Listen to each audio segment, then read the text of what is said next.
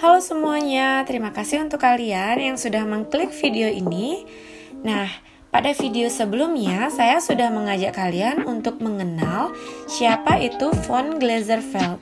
Jadi pada video sebelumnya kita sudah membahas biografi penghargaan-penghargaan yang diperoleh oleh von Glaserfeld ini.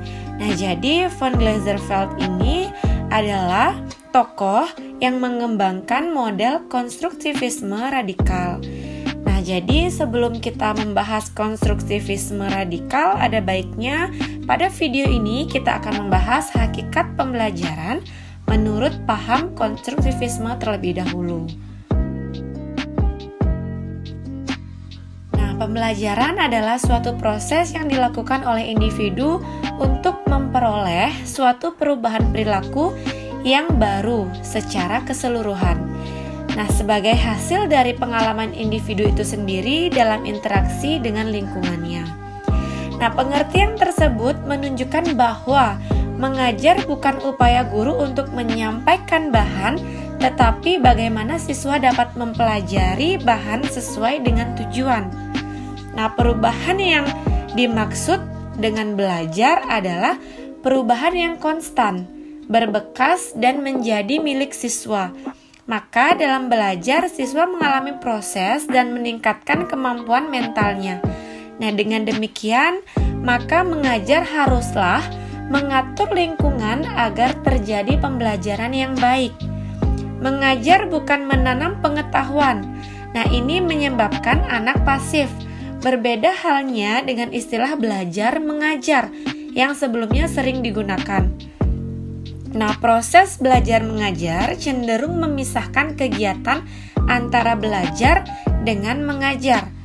Guru mengajar dengan cara menyampaikan bahan di depan siswa, sedangkan siswa belajar dengan cara memperhatikan yang disampaikan oleh guru. Nah, uraian tersebut yang telah saya jelaskan itu memberikan batasan-batasan yang benar tentang pembelajaran. Nah, dalam pembelajaran guru bertugas mengatur lingkungan dan membimbing aktivitas anak. Nah, jadi yang aktif adalah siswa dan bukan sebaliknya. Mengajar berarti membimbing pengalaman anak.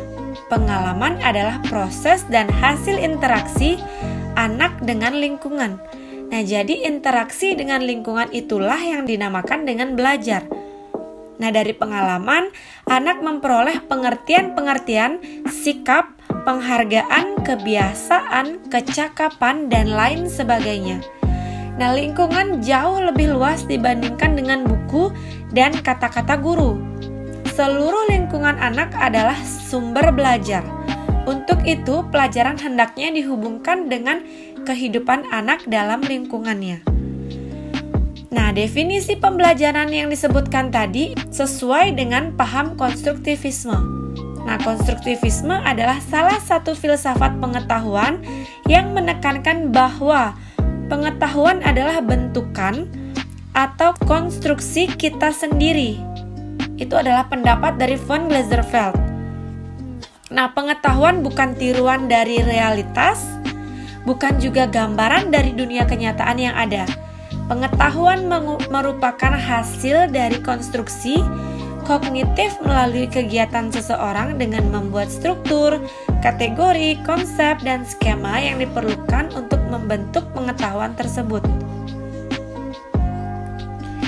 Nah, dengan banyaknya gagasan yang ada tentang pengetahuan dan pembelajaran, muncullah beberapa ahli-ahli yang menyatakan bahwa dirinya sebagai penganut paham konstruktivis dan membuat berbagai jenis konstruktivisme.